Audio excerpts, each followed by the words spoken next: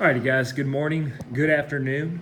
We're going to try something a little bit different today. We may continue with it if I like it, or we may just scratch it. All right, so basically we should have already went over the bell work, and you should have the half sheet of paper that I've given you. That should already be glued into the next clean page of your comp book or your binder. All right, so this is going to be what is called blended learning.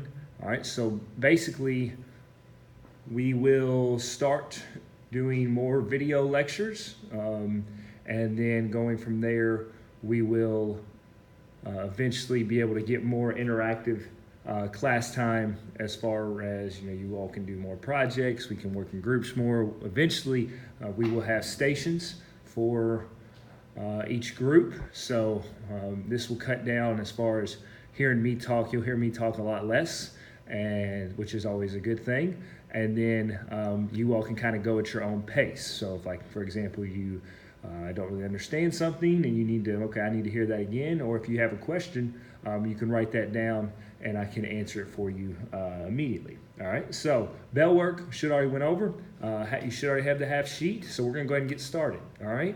Now this Jenga here, this game of Jenga, is used to represent the fall of Rome. So we've talked about the legacies of Rome. We've talked about what they left us behind with. All right, we talked about the government, the law and justice, many different legacies that should already be in your notes. All right, so whether it's the arts or architecture, they left a lot of things behind. Very strong empire, obviously, that we are looking at. And why do we look at them? Because they left behind a legacy. Right? What is a legacy? Something that is passed down, something from generation to generation. Now, the fall of Rome is very interesting because you have a lot of different things happening at once, and just like in Jenga, you think you have a strong empire, but then one thing kind of starts happening, and then eventually it leads to a collapse. All right, so moving on. All right, go to your textbook on page 54. All right, at any time, if you need to pause this, you can. So like I would recommend, because I'm not going to stop for you to write, so whenever you are going to write, you are going to read this, and then I will put up the reasons for Rome's decline on the line. So you're just going to textbook, page 54. Go ahead and pause now.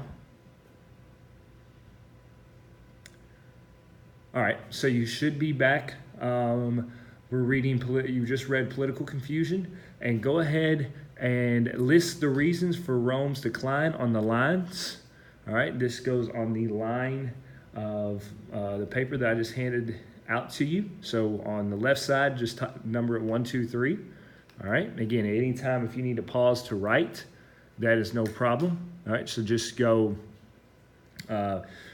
empire too large to protect, too much money being paid to soldiers, and lack of leadership, civil war, many leaders are going to be killed. So we talked about the Roman Empire. We talked about how it was able to come to be, what they were able to do, and what different legacies we have.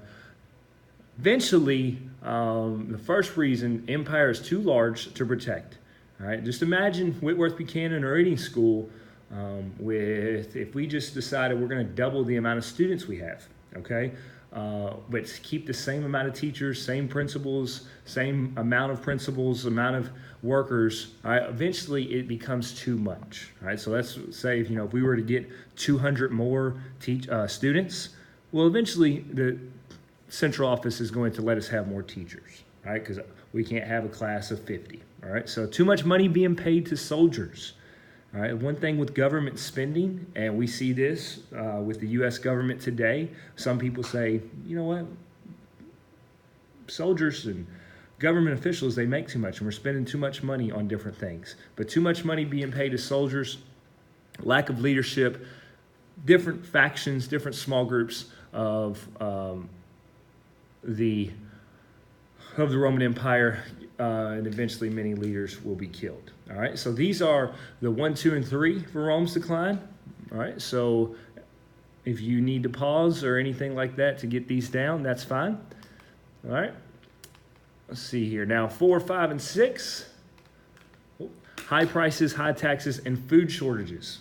All right, one thing that we look at with high prices and supply and demand, all right, if you have a lot of food, then, like, for example, let's say McDonald's, all right, that McDonald's produces a lot of food, so their food is cheap, all right, but think about a filet mignon, steak, something like that, something that is less than, something that we don't have as much of, the prices are going to be a lot higher because there's less of it. Just for example, let's say I walked in and I give you, I don't know, I say I'm going to give everyone in here a new iPhone 8. All right, I have 30 iPhone 8s, I give it to every student. Versus, I have one iPhone 8, and you all, I'm going to stick it up there on the board, and you all have to fight for it. All right, the demand's going to be very high, but the supply is low.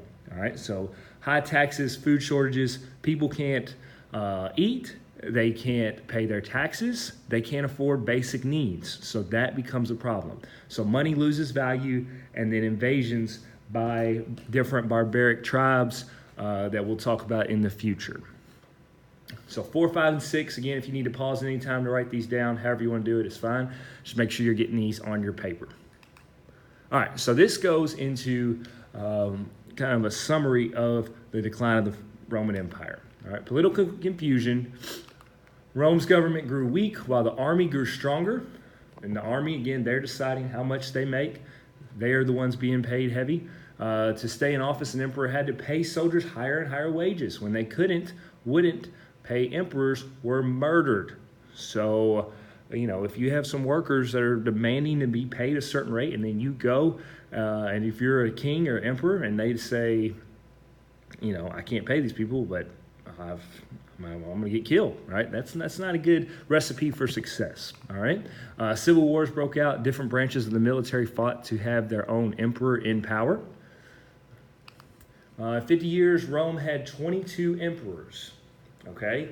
Now, sometimes in classes, you will have, you know, maybe an educational assistant, an EA, maybe a different sub will come in, especially in like large classes, some of your reading and math. But just imagine if you had a class or something where there's 22 different bosses, 22 different teachers. This will eventually become a problem because you don't know who to listen to. All right, so this is where there's no real consistency. You know, let's say I was going to leave the class tomorrow, and you get a new teacher, and then that teacher quit by fall break, and then you get a new teacher, and that teacher quit by Christmas break. You eventually have a problem with there's no consistency. There's all these different emperors are now in charge. All right, economic weakness. Rome's weakened government led to a weakened economy. Soldiers attacked farms and disrupted trade, leading to food shortages. Food shortages, food price equals food prices rising. Again, whenever you have more of something, the price goes down. Right? Whenever you have less of something, the price goes up. All right, lost profits and were forced to shut down. All right, government tried to help by producing more money, but the money they produced was less valuable. All right, so let's just think about this in America. If we decide, okay, we owe China and we owe taxpayers this much amount of money, so we're just going to keep on printing all this money, well, the value of the dollar goes down. Eventually, a dollar may become worth only 75 cents. Even though it's still a dollar, it's still worth less because you have people who are just printing out money, and it becomes less valuable. All right, and as value of Roman money decreased, people began to barter. All right, barter meaning trade. You know, I come mow your grass, you make my family dinner, that type of stuff. But there's no really economic advantages for that. All right, invasions. Again, while the government and economy were struggling, Germanic tribes invaded the west and Persian armies invaded the east. So the Roman government hired Germanic soldiers because they would pay them less, but the soldiers had no loyalty to Rome. So anytime you're just doing things for the money, that becomes a problem. All right, so you have no loyalty to your country. They eventually not really fighting for Rome. All right, so Rome will eventually fall and divide up. Let's look and see where they divide up. Diocletian, all right. Read pages 56, 57. All right. You can go ahead and write these down if you want to. All right, so go ahead and pause now or kind of skim over it. All right, should be back now after reading pages 56 and 57. This divided the empire. He divided the empire and tried to save it. And we just read about that in 56 and 57. All right, Constantine. In 313, Constantine became a strong supporter of what was the major religion that we have talked about? Christianity. All right, that should be in red. So go ahead and write that down. And issued the Edict of Milan, which allowed religious freedom. So now, at first, you have many different religious leaders or non-religious people saying we're outlawing Christianity. So we'll watch a short video on this here in just a minute. But basically, there was no religious freedom until Constantine allowed for religious freedom, meaning that Christians could practice Christianity and other religions could practice their religion, even though he was a strong supporter of Christianity. All right, so go ahead and we will actually watch this together. So what I need you to do, if you have headphones on, all right, I need you to take those off and sit there quietly, all right? And then once I see that everyone is finished, that everyone's caught up, then we will begin this movie, all right? So it is about 7 minutes, so we'll do this together as a class.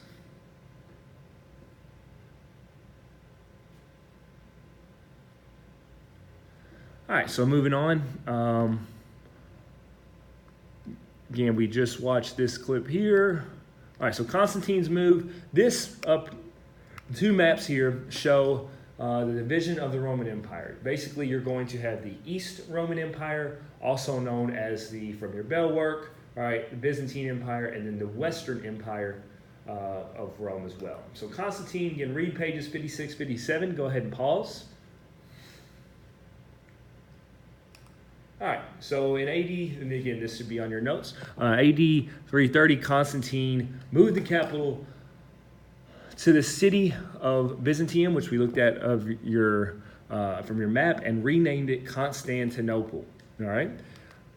East and West became separate empires. So we see this over here, all right? So in the bottom map, the orange. See, I don't know if y'all can see that or not. So, not really. All right. So, look down at the bottom map. You have the Eastern Roman Empire, and then you have Constantinople. All right. So, why did Constantine move the capital? We just read about this, or you're going to read about it. Go ahead and pause 64 and 65. All right. Welcome back. Why did Constantine move the capital? New city, more space, makes sense. Rome was run down, was crowded, a lot of upheaval, a lot of fighting. More opportunities for trade and wealth. Again, if you're going out east toward the Persian countries. All right, fishing harbors, lots of trade by land and sea. All right, think about the geography. Think about where Constantinople is versus Rome. All right. Became very wealthy, and protection, right? Easy to defend. Constantinople became the capital of the Eastern Roman Empire. All right, Eastern Roman Empire, also the Byzantine Empire. All right, and that is all for our first day of blended learning. We'll see how this goes, and we'll decide on whether or not we're going to continue. All right, from here on, just sit there quietly. Again, take your headphones off, and I will give you further instruction. All right, thank you.